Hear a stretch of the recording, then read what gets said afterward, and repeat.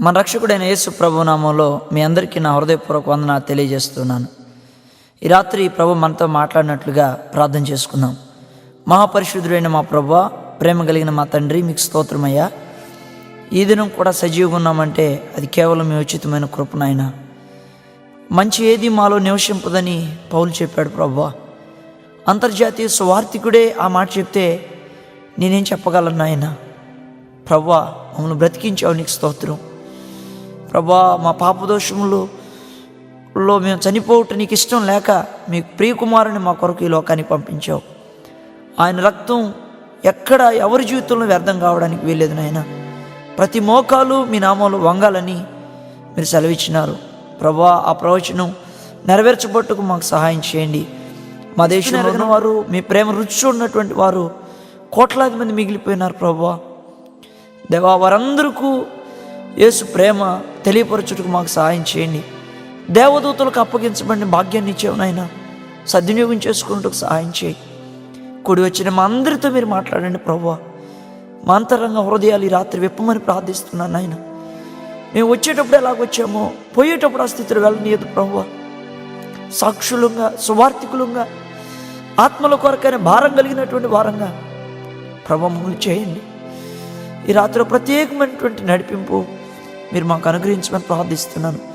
వాక్యం దాళంగా రాకుండా అడ్డుపడుతున్న ప్రతి అంధకార శక్తుల క్రియలను యేసు నామములో బంధించి ఆజ్ఞాపిస్తూ యేసు పరిశుద్ధ నామములో ప్రార్థించి వేడుకున్నాం తండ్రి, ఆమేన్. దేవుని వాక్యంలో లూకా సువార్త 15వ అధ్యాయము 11వ వచనం దగ్గర నుంచి కొన్ని వచనాలు చదువుకుందాం. మరియు ఆయన ఇట్లనెను, ఒక మనుషునికి 2 కుమారులుండ్రి. వారిలో చిన్నవాడు, తండ్రి, ఆస్తిలో నాకు వచ్చు భాగమిమ్మని తన తండ్రిని అడుగగా అతడు వారికి తన ఆస్తిని పంచిపెట్టెను. కొన్ని దినములైన తర్వాత ఆ చిన్న కుమారుడు సమస్తమును కూర్చుకొని దూరదేశమునకు ప్రయాణమైపోయి అచ్చట తన ఆస్తిని దుర్వ్యాపారం వలన పాడు చేసెను. అదంతయు ఖర్చు చేసిన తర్వాత ఆ దేశమందు గొప్ప కరువు రాగా వాడు ఇబ్బంది పడసాగి వెళ్ళి ఆ దేశస్తుల్లో ఒకని చెంత చేరెను. అతడు పందుల మేపుటకు తన పొలంలోనికి వారిని పంపెను. ప్రభువు లేకుండా ఈ లోకంలో జీవిస్తే, అంటే పాపములోనే ఒక వ్యక్తి ఉంటే ఆ వ్యక్తి జీవితం ఈ లోకంలో ఎలాగుంటుందో దేవుని వాక్య వెలుగులో ధ్యానం చేద్దాం. ప్రభువుని కలిగి ఉండడానికి అనేకులు ఈ దినాల్లో సిద్ధంగా లేరు. పాపం చేయడానికైతే చాలా వేగవంతంగా పాపం ప్రజల్లో విస్తరిస్తుంది. కానీ మరి రక్షణ శాతం చూసినప్పుడు, యేసును కలిగి ఉన్న వారి శాతం చూసినప్పుడు అంత తీవ్రమైనటువంటి విధానంలో మనకు కనబడదు. అయితే రక్షణ నిర్లక్ష్యం చేస్తే, తండ్రిని విడిచిపెట్టి వెళ్ళిపోతే, పాపములోనే మనం కొనసాగితే ఈ లోకంలో మన జీవితం ఎలాగుంటుంది? దాని విషయమై ఈ రాత్రి మీతో పంచుకోవాలని దేవుని ఆత్మ నడిపింపుతో నేను ముందుకు కొనసాగాలని ఆశపడుతున్నా. ఒక తండ్రికి 2 కుమారులు ఉన్నారంట. అయితే దీని ముందు ఒక మాట చెప్తాను మీకు. దేవుడు ఈ రాత్రి తన వాక్యం ద్వారా మనతో మాట్లాడుతున్నారు. భూమి ఆకాశమైన గతిస్తుందేమో కానీ నా మాటలు గతించమని చెప్పాడు ఆయన. అంటే ఆయన మాట అయిన ఆయన వాక్య పునాది మీద ఎప్పుడైతే మన ఆత్మీయ జీవితాలు కట్టుకుంటామో ఎప్పటికీ మనం పడిపోం. కళల ద్వారా ఆయన మాట్లాడతారు, దర్శనం ద్వారా మాట్లాడతారు, ప్రార్థన ద్వారా, దేవోక్తి ద్వారా, తలంపు ద్వారా, ప్రవచనం ద్వారా అనేక రీతులుగా ప్రభు తన ప్రజలతో మాట్లాడారు. అయితే అన్నిటికంటే శ్రేష్టమైంది వాక్యం ద్వారా దేవుడు మనతో మాట్లాడుట. ఈ రాత్రి మనతో ఆయన మాట్లాడుతున్నాడని గ్రహింపు కలిగి ముందుకు సాగుదాం. ఒక విషయం ప్రియులారా, వచ్చేటప్పుడు మనం ఎలాగ వచ్చామో సభలకు, పోయేటప్పుడు అలాగ వెళ్ళడానికి వీల్లేదు. క్రీస్తుకి మన హృదయాలు ఇచ్చి పాపములో నుంచి విడిపించబడి ఒక శ్రేష్టమైన కోణంలో మనం తిరిగి వెళ్ళాలని ప్రభు ఆశిస్తున్నారు. ఎందరికో లేని గొప్ప భాగ్యం ఈ రాత్రి దేవుడు మనకిచ్చాడు. ఉత్తర భారతదేశంలో ఇంత స్వేచ్ఛగా సభలు జరిపించడానికి అవకాశం లేదు. ప్రత్యేకంగా దక్షిణ భారతదేశంలో, ఆంధ్రప్రదేశ్లో తెలుగువారి మధ్య దాదాపుగా అనేకమైన ఆటంకాలని ప్రభు తొలగించారు. ఎందుకు? మన వాక్యం రక్షించబడి క్రీస్తు యొక్క స్వారూప్యంలోకి మనం ఎదగాలని. దేవుడు మరి ఉత్తర భారతదేశంలో లేని స్వేచ్ఛ దక్షిణ భారతదేశంలో కల్పించడానికి కారణం అదే కదా. మనలో మంచి ఉందని, నీతిమంతులని కాదు కదండి. ప్రభు మనల్ని ప్రేమించాడు. ఆ విషయం గ్రహించి ముందుకు కొనసాగాలని ఆశపడుతున్నా.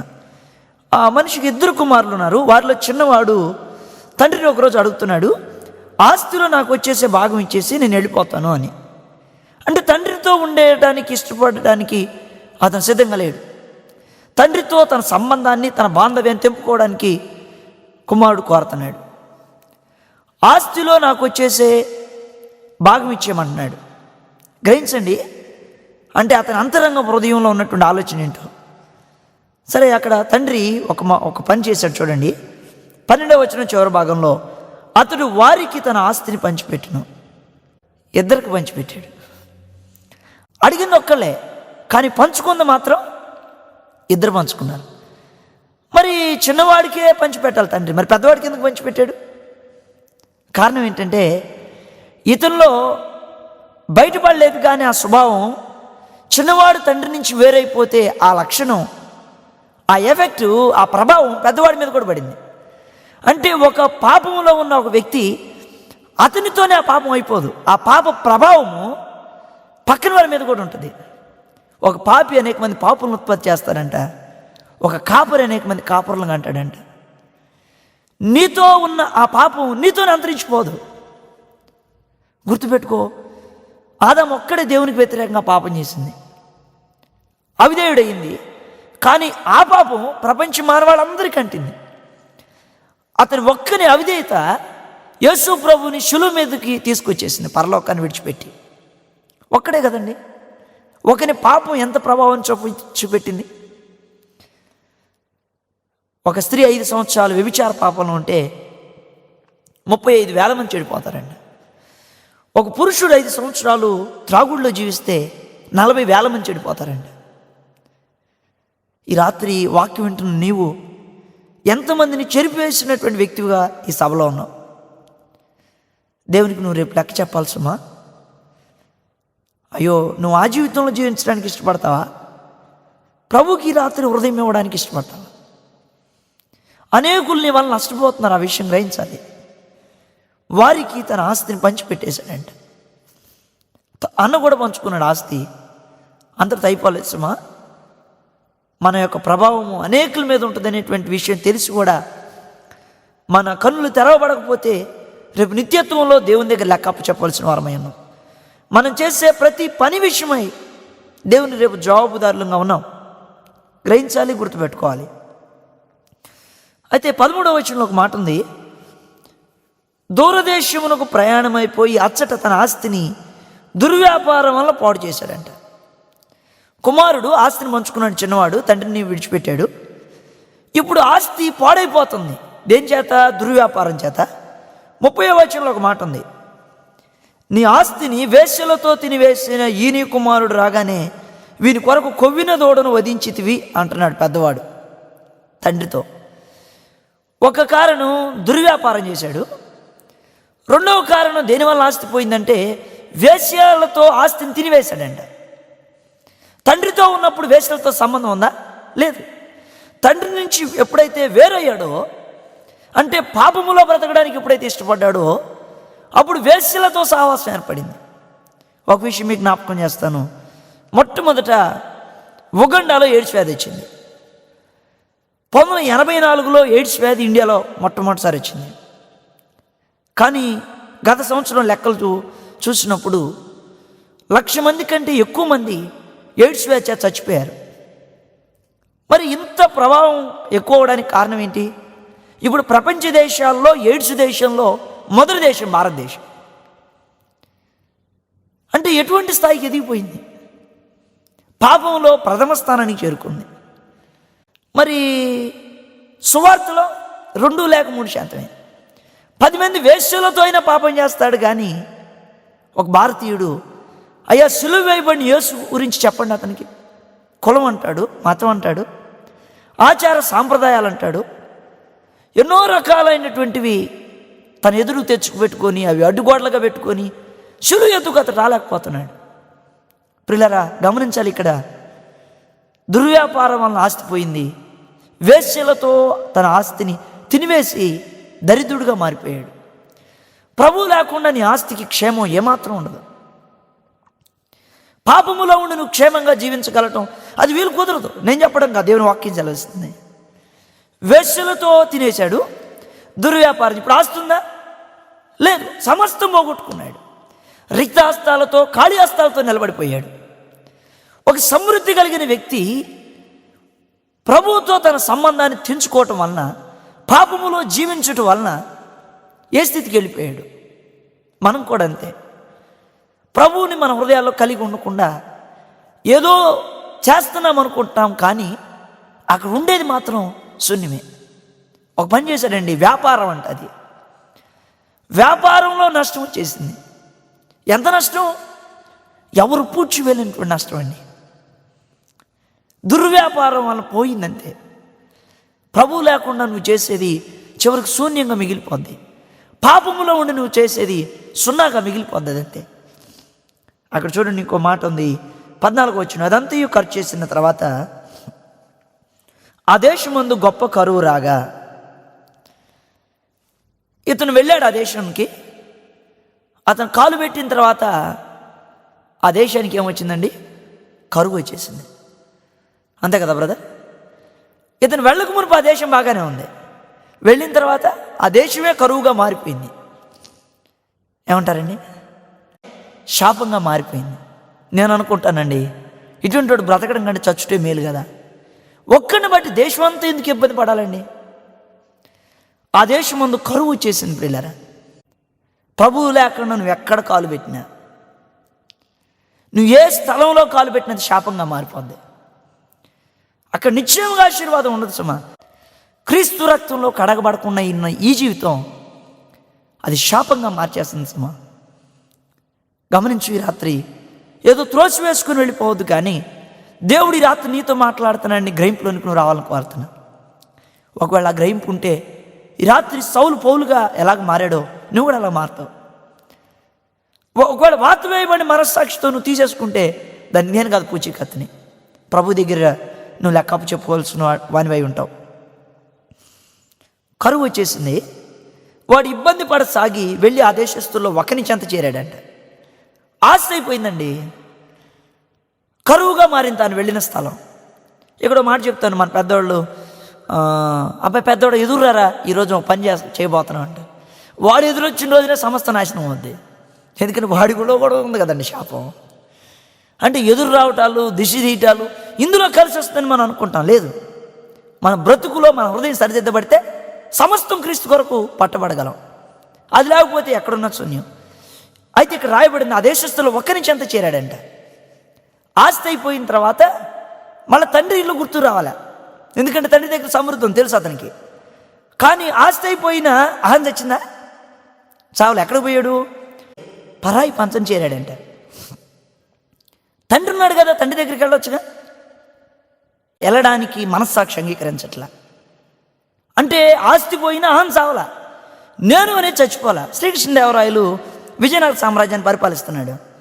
పరిపాలించేటప్పుడు ఒక డౌట్ వచ్చిందంట ఆయనకి, పరలోకం ఎవడబోతాడు అని. ఆయన దగ్గర అష్టదిగ్గజ కవులు 8 మంది ఉండేవాళ్ళు. వాళ్ళని పిలిచి అడిగాడు, మీరు చెప్పకపోతే కనుక మీ ఉద్యోగాలు ఓడబెక్కేస్తానన్నాడు.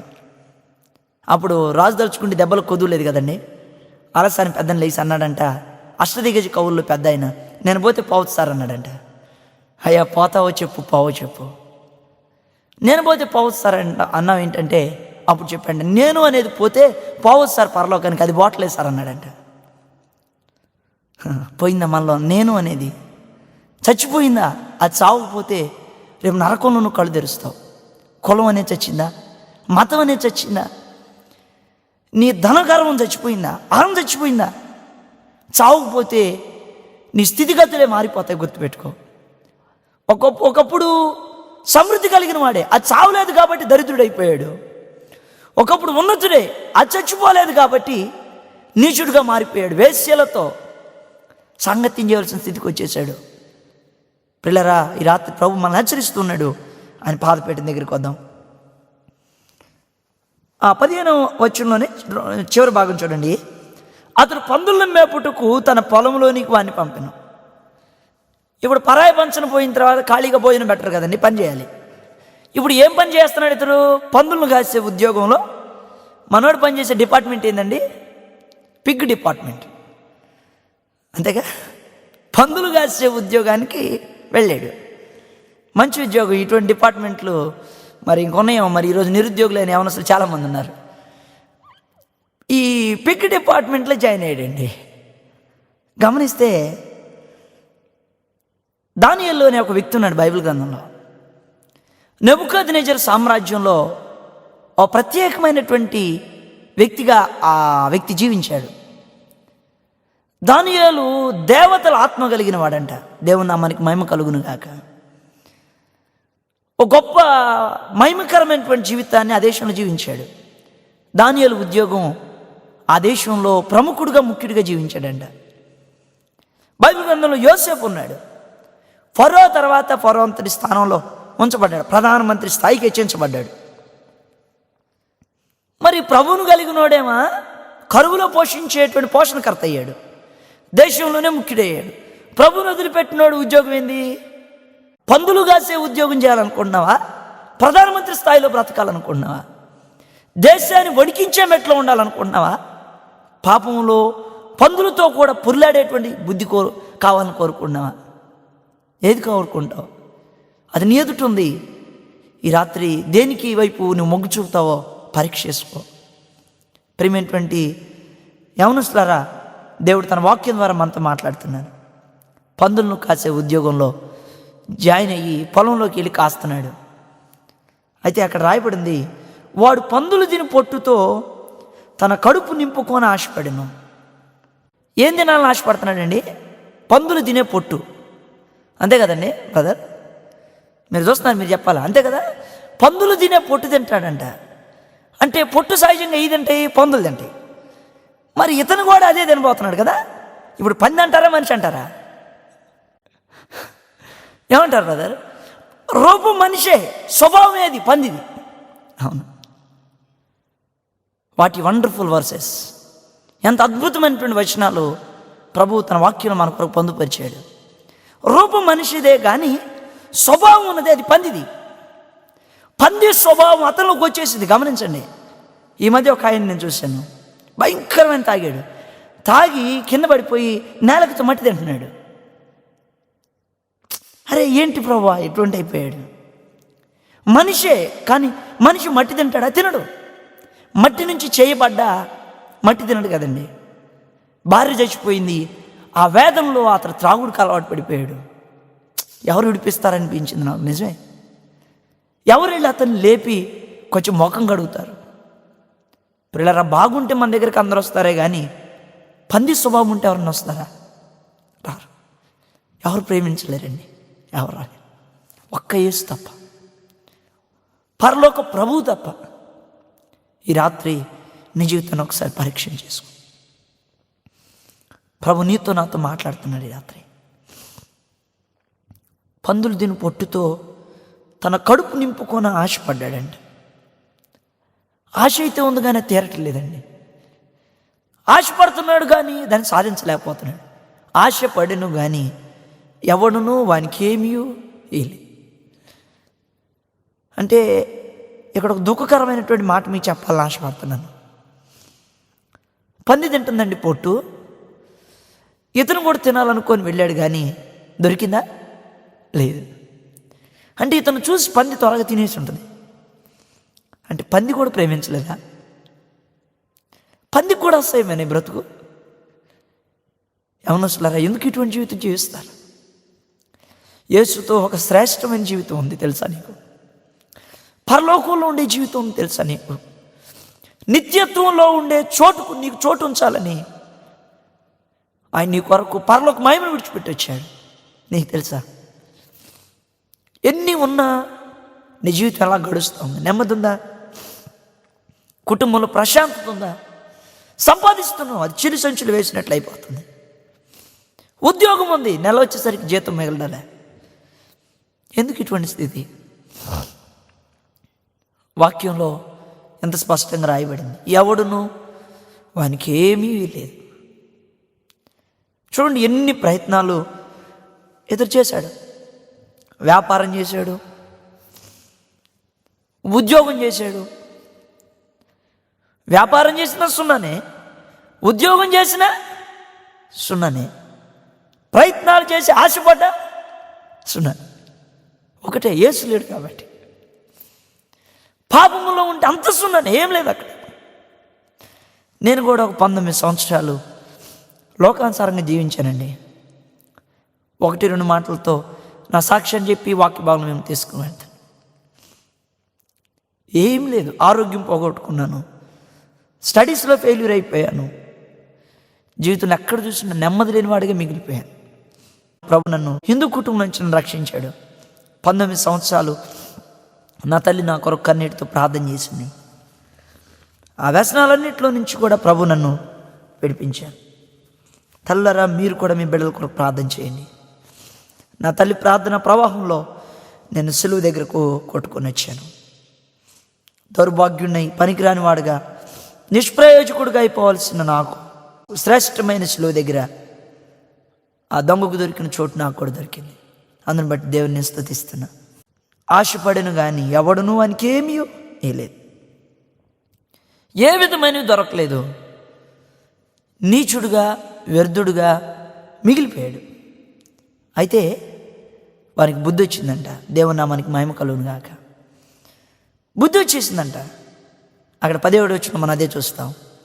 ప్రయత్నాలన్నీ ఫెయిల్యూర్ అయిపోయిన తర్వాత, ఇంకే విధమైనటువంటి అవకాశాలు లేకపోయిన తర్వాత అప్పుడు అనుకున్నాడు, నా తండ్రి యొద్ద ఎంతోమంది కూలివాండ్రకు అన్నం సమృద్ధిగా ఉంది, నేను ఎందుకు ఇక్కడ ఆకలి తెచ్చిపోతున్నాను? కూలోళ్ళకే సమృద్ధి అయితే ఇక కుమారులకు ఎలాగుంటుందమ్మా సిస్టర్?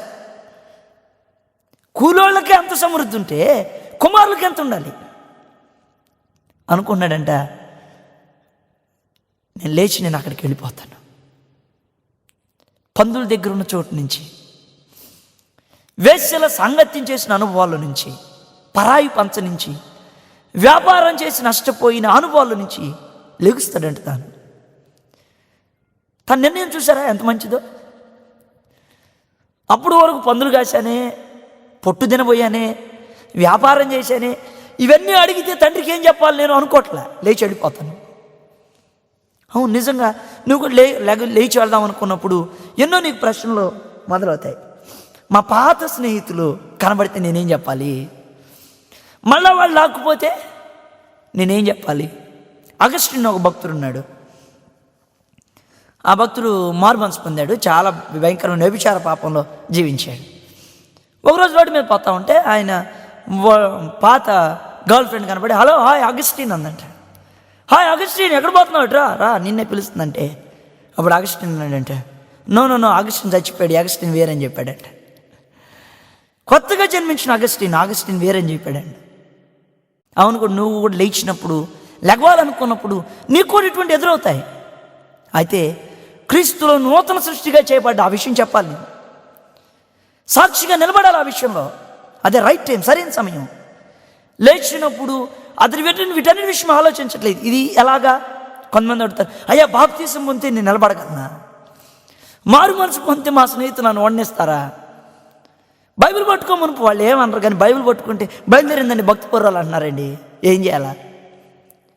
ఒక ప్రత్యేకమైనటువంటి విషయాన్ని మీకు చెప్పాలనుకున్నా.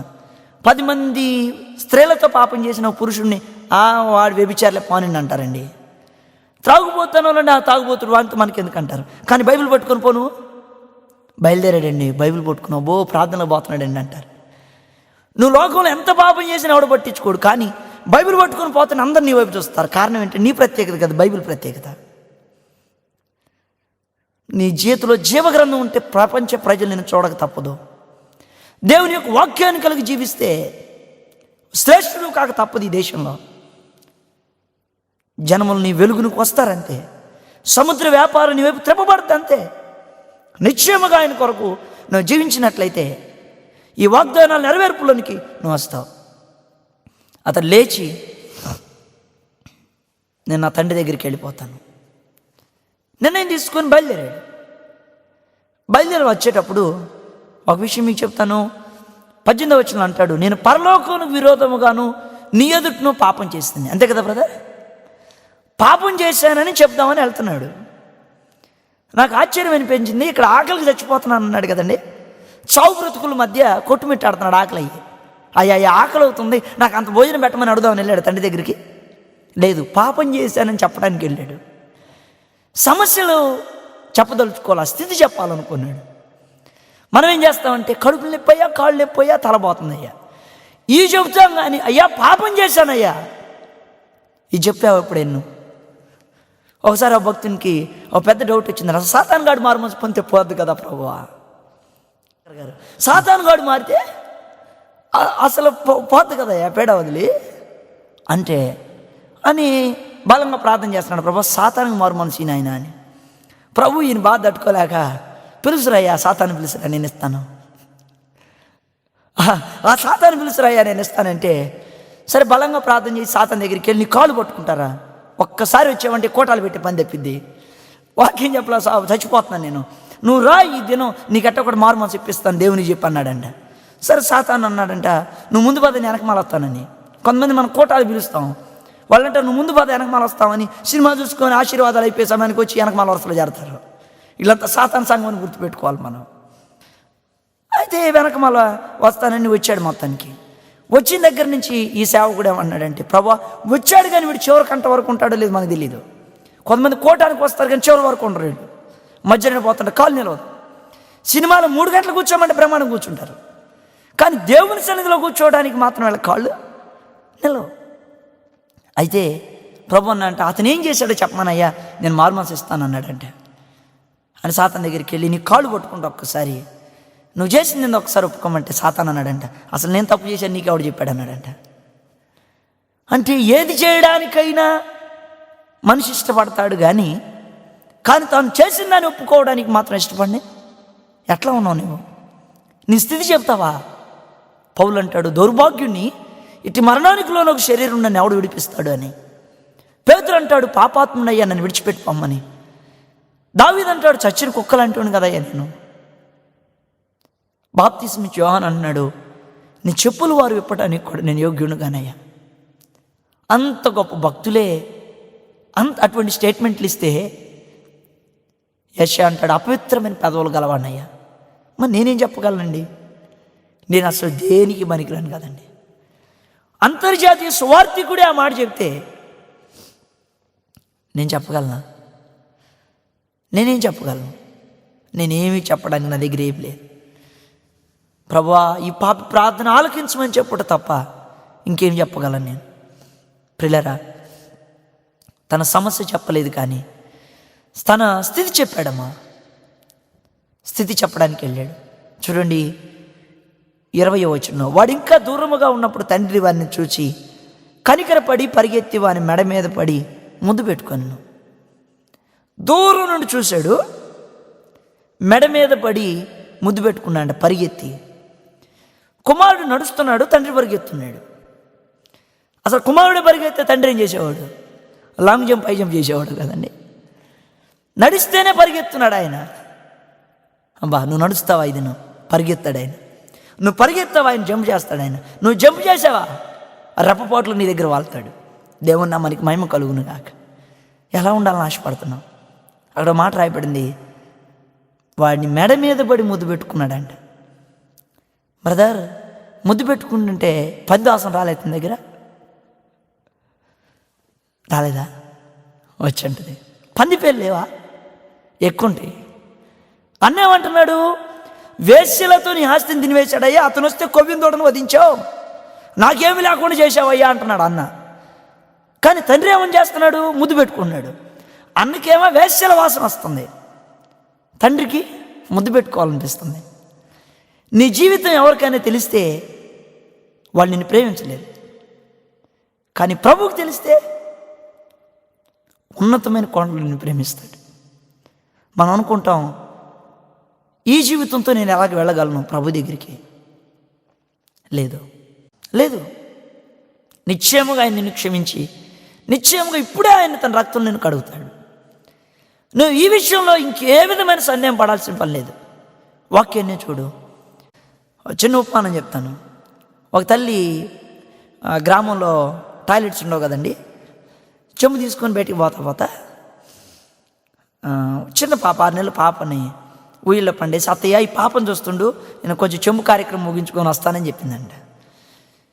ఏ మధ్యలో ఎవరో తగిలితే మీటింగ్ పెట్టింది, పార్లమెంట్ మీటింగ్ పెట్టింది. అక్కడ మధ్యలో తగిలారు కాబట్టి ఈ వచ్చే లోపల ఈ ఊయల్లో ఉన్న పాప ఏమో కూడా 2 కార్యక్రమం చేసి చేతుల్లో విసికి ముక్కుల్లో పెట్టి నోట్లో పెట్టి ఇక దరిద్రంగా తయారైపోయింది. ఈ ఈ అత్తయ్య ఉందే, ఈ పాప చిన్న బిడ్డ వాళ్ళ నాయనమ్మ, వీళ్ళ అమ్మ ఎక్కడికి పోయింది అంటుంది కానీ ఉయ్యలోంచి తీదే, ఎందుకని అసహ్యం చేదరా. పాపం ఈ చిన్న బిడ్డల తల్లి వచ్చింది. వస్తే ఈ పెద్దామంటుంది, ఎక్కడ పోయావు ఇంతసేపు వెళ్ళావు, చూడు మీ అమ్మాయి ఎంత కంపు చేసిందో, ఎంత దరిద్రం, చేతుల్లో పెట్టింది కాక ముక్కుల్లో పెట్టి నోట్లో కూడా పెట్టిందమ్మా పాడిపిల్ల అని ఇసుక్కుంటుందంటే. తల్లి వచ్చి అంటుందంట, బ్రదర్ ఆ చీరతో తుడిచి చేతులతో తుడిచి బంగారు కొండే వెండి కొండే అంటుందంట. నాయనమ్మకి అసహ్యం అయిందేమో కానీ తల్లికి అసహ్యం కాల. తల్లి అసహించుకుంటే మనం ఎవరం కూడా ఈ స్టేజీలో ఉండేవాళ్ళం కాదు. తల్లి ప్రేమ ఇటువంటిది అయితే ఇక ప్రాణం పెట్టిన ప్రభు ప్రేమ, ఆఖరి రక్త బిందు వరకు కార్చిన ప్రేమ ఇంకెంత గొప్పది. ఈ ప్రేమను విడిచిపెట్టావా? ఈ ప్రేమను నువ్వు కాలదన్నావా? ఈ ప్రేమ నువ్వు కాదనుకున్నావా? ఈ ప్రేమ వద్దులే రేపు అని అనుకుంటున్నావా? ఎట్లా ఉంది నీ ఆత్మీయ జీవితం? ఏ స్థితిలో ఉంది? అతడు అంటున్నాడు, తండ్రి నేను పరలోకమునకు విరోధముగాను నీ ఎదుటను పాపం చేసి నేను ఒప్పుకుంటున్నాడు. అద్భుతమైనటువంటి విషయం, తండ్రి ముద్దు పెట్టుకొని చేర్చుకున్నాడు. అక్కడ విషయాలు రాయబడ్డాయి. ప్రశస్తమైన వస్త్రం ఇచ్చాడు, చేతికి ఉంగరం పెట్టాడు, పాదాలకు చెప్పులు తొడిగించాడు. ఇవన్నీ లేవనేటువంటి విషయం తండ్రికి తెలుసు. ఇవన్నీ నాకు కావాలని చిన్నవాడు ఏం చెప్పలేదు తండ్రికి, కానీ అతనికి ఏమి లేవో అవన్నీ అప్పుడే ఆ క్షణంలోనే తండ్రి చేశాడు. ఎందుకు? హృదయం యొక్క అంతరంగపు లోతుల్లో నుంచి అతను ఒప్పుకున్నాడు కాబట్టి. నిజమే, నీకేమి లేవు ఈ రాత్రి, ఏ కొదువుతో ఈ సభలకు వచ్చావు, అయితే నీ అంతరంగాన్ని కనుక ఒప్పుకోగలిగితే, నీ స్థితి ఆయన దగ్గర విషదపరచగలిగితే ఆయన ఇంక నీకేమి దాయడు. నీకేమి లోటున్నా అవన్నీ ఇచ్చేస్తాడంతే. సమృద్ధి గల దానివై ఇక్కడి నుంచి వెళ్ళిపోతావు. లేమి తొలగిపోయి ఆశీర్వాదాలతో ఇక్కడి నుంచి వెళ్ళిపోతావు. కోరుకుంటావా నేను అలాగా? ఏ విధమైనటువంటి ఆశీర్వాదాలను కోరుకుంటున్నావు? సమృద్ధి కలిగినటువంటి వ్యక్తివిగా నువ్వు వెళ్ళాలనుకున్నావా? దీవెనలు లేనటువంటి జీవితంలో నువ్వు వెళ్ళాలనుకున్నావా? లేనివన్నీ తండ్రి ఇతనికి ఇచ్చేశాడు. సంతోషం ఆ కుటుంబంలో పెళ్ళిపోయింది. ఆకలి అవుతుంది కదా బ్రదర్, ఆకలి అవుతుందిగా, కారం వేసి పెడితే తింటాడు, కానీ తండ్రి కారం వేసి పెట్టడు. క్రొవ్విందోడని తీసుకొచ్చి వధించండి ఆయన. ఏది పెట్టినా తినగలడు కుమారుడు, కానీ తండ్రి పెట్టడం. అబ్బా, ఈ ఆహారం కొరకు ఎంత ఎదురు చూశాడండి. ఈ ప్రేమ కొరకు ఎన్ని సంవత్సరాలు తప్పించిపోయాడు. నీవు కూడా అదే స్థితిలో ఉన్నావా? పాత జీవితంలో, రాత జీవితంలో, కంపు కొట్టేటువంటి జీవితంలో జీవిస్తున్నావా?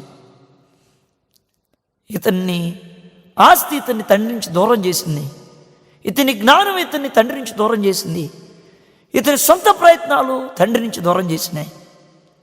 ఇవన్నీ టోటల్గా చూసుకున్నాడు, సున్నాగా మిగిలిపోయింది. నీవు కూడా నీ జీవితాన్ని పరీక్షించుకో. ఈ రాత్రి ఇంకొద్ది నిమిషాల్లో నేను ముగిస్తాను. ఏ నిర్ణయంతో ఈ రాత్రి ఇక్కడి నుంచి వెళ్తావు? ప్రభు లేకుండా వెళ్ళిపోతావా? మరలా రేపు నీదని నువ్వు అనుకుంటే గుడివాడును. దేవుని వాక్యం సెలవిస్తుంది, ఈరోజే మందంట, రేపు మంద కాదు. రేపు సజీవంగా ఉంటామని మళ్ళీ ఎవరు చెప్పడానికి వీల్లేదు. బ్రదర్, ఈ భూమి మీద ప్రతి దానికి గ్యారెంటీ ఉందండి. ఈ మౌత్ పీస్కి 1 year వరకు గ్యారెంటీ. ఏమైనా పోతే తీసుకురండి అంటాడు కంపెనీ, కానీ నీ గ్యారెంటీ ఉందా? ఇప్పుడు కనిపించి ఇంకోసేపుట్లో మాయమైపోయి ఆవిరి లాంటిదండి. త్రాసు మీద ధూళి అంట మనం. ఈ జీవితంలో ప్రభు లేకపోతే ఏ విధమైనటువంటి స్వాస్థ్యాన్ని దేశంలో వదిలిపెట్టి వెళ్తాం? ఏదో ఒక రోజు మన జీవితాలు ముగియబడతాయండి, కానీ ముగియబడిన తర్వాత మన గురించి ఏం చెప్పుకుంటారు? ఇతని జీవితం ధన్యకరంగా మారింది, ఎందుకంటే తండ్రి దగ్గరికి వచ్చాడు కాబట్టి. శ్రేష్టంగా ముగియబడింది, తండ్రితో వచ్చి తన స్థితిని ఒప్పుకున్నాడు కాబట్టి. ఒకళ్ళు రాకపోతే ఇతని ముగింపు ఎక్కడుండేది? ఇతని శవం ఎక్కడుండేది? పందుల దగ్గరే కదా. ఎటువంటి స్థితి? పందుల దగ్గరే జీవితం అంతం చేసుకుంటావు ఎందుకు? నీ ఉన్న స్థితిలోనే నీ జీవితం అంతమైపోవడం ఇష్టం లేదు ఆయనకి. అందుకే ఈ రాత్రి ఈ సందేశం నీకు ఇస్తున్నాడు ఆయన. నువ్వు ఆ స్థితిలో లయమైపోవుట ప్రభుకి ఇష్టం లేదు, ఇష్టం లేదు, ఇష్టం లేదు.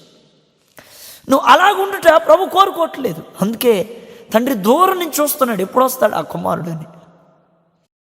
నీ కొరకు నా కొరకు అలాగ చూస్తూ ఉన్నాడు.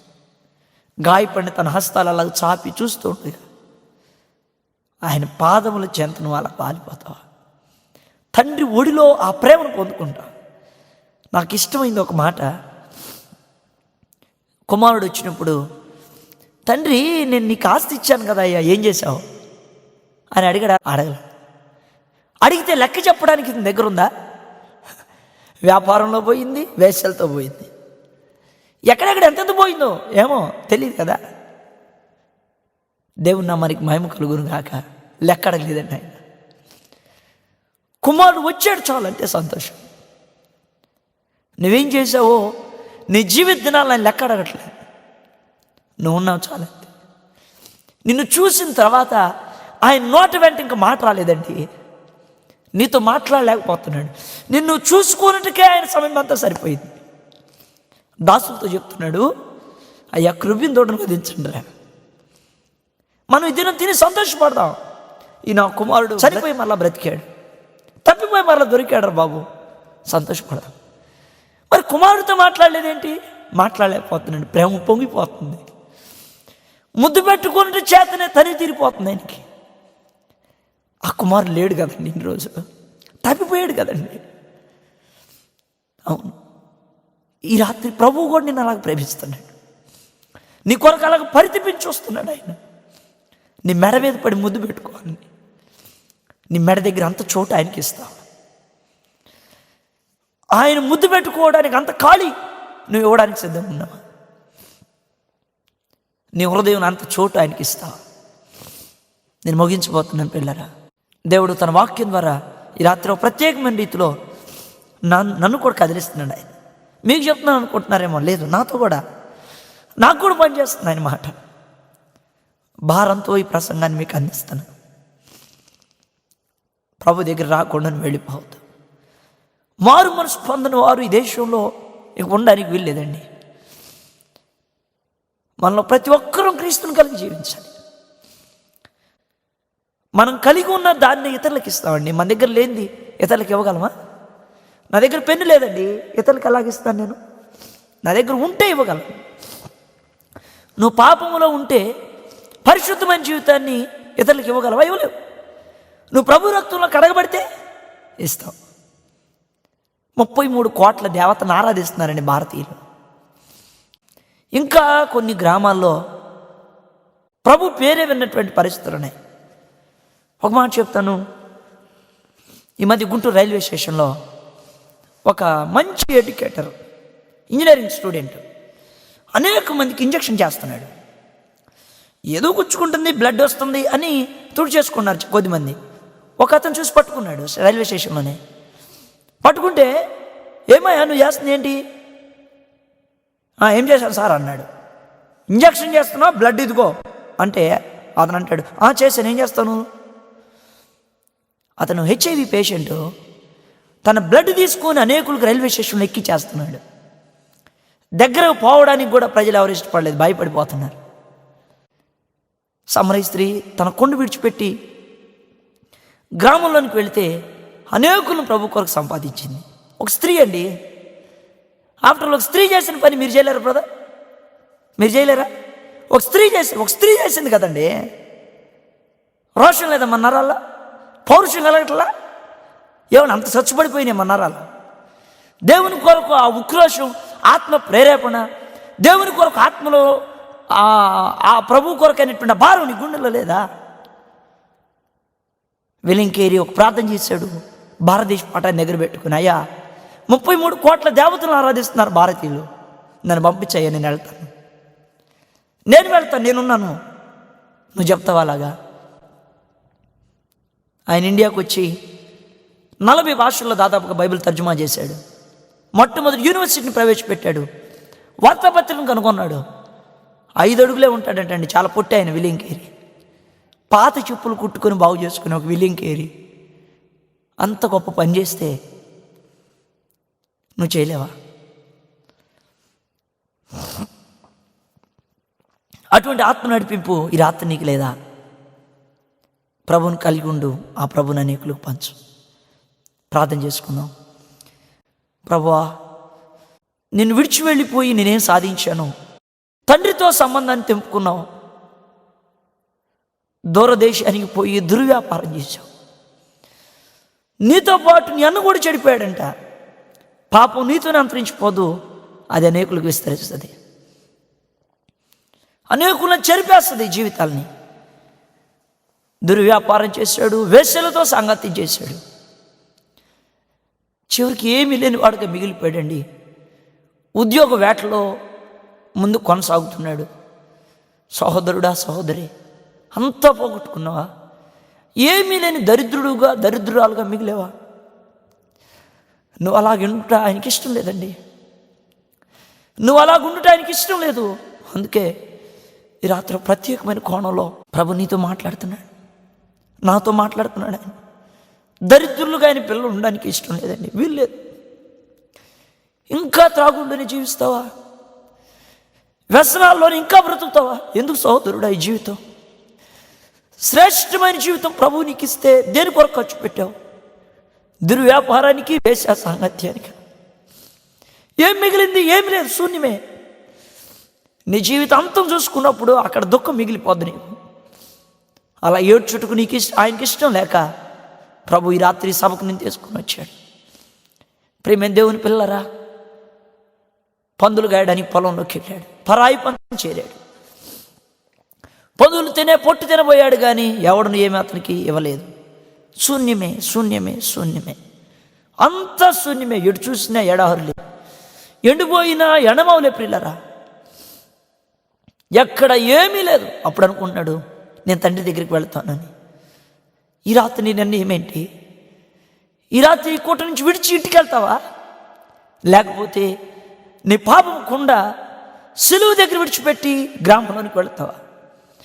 వచ్చిన స్థితిలోని ఇంటికి వెళ్ళిపోతావా? ప్రభువుని కలుసుకొని వెళ్తావా? ప్రభు నిన్ను కలుసుకోవాలని వచ్చాడు, నువ్వు ఆయన కలుసుకున్నావా? నీ కొరకు వేచి ఉన్నాడు నీ హృదయం అనే తలుపు దగ్గర. నీ కొరకు చూస్తున్నాడు ఆయన, నిన్ను చేర్చుకుంటావేమోనని. నీ ఒక్కడి ద్వారా దేవుడు అద్భుతం చేయాలని కోరుకున్నాడండి. లెగుస్తావా నీ ఉన్న స్థానంలో నుంచి? నువ్వు లెగిస్తే అనేకులకు ప్రయోజకుడు అవుతావు సహోదరుడా. నువ్వు లెగిస్తే అనేకులకు ప్రయోజకురాలు అవుతావు సహోదరి. అయితే ఒకటే, నువ్వు లెగలేకపోతున్నావు అక్కడి నుంచి. లెగిస్తే ఏమవుతా అనుకుంటున్నావు? లేదు, ప్రభు తన హస్తముల్లో నిన్ను భద్రపరచబోతున్నాడు. ఒక ప్రవచనార్థకమైనటువంటి విషయాన్ని రాత్రిని ఎదుట ఉంచబోతున్నాడు ఆయన. నీ పాత మిత్రులు, నీ పందులు, నీ యజమాని ఏం చేయలేరు. నీ వేశ్యలు, నీతో తిరిగినటువంటి వాళ్ళు ఎవరు ఆపలేరు నువ్వు ప్రభు దగ్గరకు వస్తే. అవన్నీ తెగిపోతాయి ప్రియులారా, అవన్నీ ఏమి చేయలేవు. నువ్వు వాటి గురించి ఆలోచిస్తున్నావు, కానీ అద్వితీయమైన దేవుని శక్తి గురించి ఆలోచిస్తున్నావా సోదరి? అద్వితీయమైన దేవుని శక్తి గురించి ఆలోచిస్తున్నావు. ప్రార్థన చేసుకోబోతున్నావు. ఏ నిర్ణయంతో ఇక్కడి నుంచి వెళ్తావు? మళ్ళీ రేపు చూస్తాను అనుకోవద్దు, రేపు వింటాను అనుకోవద్దు, రేపు అని వాయిదా వేయద్దు. ప్రభువుని కలిగి వెళ్ళమ్మా, ప్రభువుని కలిగి వెళ్ళు సహోదరుడా. ప్రార్థన చేయడం మా వంతు, ప్రకటించడం మా బాధ్యత. అయితే స్థిరపరిచేది ప్రభు మాత్రమే. అయితే నిర్ణయం తీసుకోవడం నీ చేతిలో ఉంది. అలానే త్రాగుబోతుగానే వెళ్ళిపోతావా? పాపములోనే వెళ్ళిపోతావా? పరీక్షించుకో. ఈ రాత్రి యేసుని మీ హృదయాల్లో చేర్చుకోవడానికి ఇష్టపడినవారు మీ కుడి హస్తాల పైకెత్తి చూపించండి. మీ కొరకు నేను ప్రార్థన చేస్తాను. మీ కుడి హస్తాల పైకెత్తి చూపించండి. మీ కొరకు నేను ప్రార్థన చేస్తాను. మా పరిశుద్ధుడైన మా తండ్రి, ప్రేమ కలిగిన మా ప్రభువా, మీకు స్తోత్రం. ఈ రాత్రి మాకు ఇచ్చిన గొప్ప తరుణం, భాగ్యం కొరకు వందనాలు నాయన. ఎందరో నీ పిల్లలు ఈ రాత్రి చేతులు తీర్మానం తీసుకున్నటువంటి వారిని మీరు స్థిరపరచండి. కడవరకు సాక్షులుగా మీరు చేయండి. ఇంకా అనేకులు తీర్మానం లేకుండానే ఉన్నారు. మరొక గొప్ప అవకాశం వారికి కల్పించిన మా భారతీయులు ఎవరిని మేము నరకంలో చూడకూడదు ప్రభు. కాలిపోయే అగ్నిగుండానికి వారి వారసులు కావు. మీ రక్తం వారి జీవితంలో వృధా కాకూడదు నాయన. నీ ప్రేమ విలువ వారికి తెలియలేదు బాబు, మన్నించండి. నెహెమ్యా తన ప్రజల పాపాన్ని ఒప్పుకున్నట్టుగా నేను కూడా అలాగ ప్రజల దోషాన్ని ఒప్పుకొని ప్రార్థించడానికి సహాయం చేయండి. మా హృదయాల్లో ఆత్మల భారం పెట్టండి, అప్పుడు పాప భారం ఉండదు నాయన. సులువు భారం పెట్టండి, స్వార్థ భారం పెట్టండి. మా దేశాన్ని మీ కొరకు పట్టుకోవాలని ఆ గొప్ప గురిని మాకు ఇవ్వండి. సమస్తమైన దురాత్మల కార్యశక్తులు క్రియలు నేర్చుకున్న బంధించండి నభిస్తాం. ఎత్తబడి చేతులు మరొకసారి మీ చేతులు సమర్పించుకుంటాం. యేసునామములో వేడుకొని ప్రార్థిస్తున్నాం తండ్రి, ఆమేన్. మన తండ్రిని దేవుని దీవెన, కుమారుని కృప, పరిశుద్ధాత్మ కార్యని సాహసం ఇప్పుడు నిగాల పర్యంతం, ప్రభు రాకడ పర్యంతం మనందరికీ తోడే నడిపించిన దాకా, ఆమేన్. ప్రియులారా, ప్రభు పేట మీ అందరికీ వందనాలు. ఈ రాత్రి ఇంటికి వెళ్ళిన తర్వాత మీరు ప్రార్థన చేయండి. ప్రభువుని మీరు కలుసుకోవాలి. ఆయన మన దేవుడు మాట్లాడే దేవుడు. ఖచ్చితంగా ఆయన మీతో మాట్లాడతారు. అట్టి కృప ప్రభు మనందరికీ దయచేయండి గాక.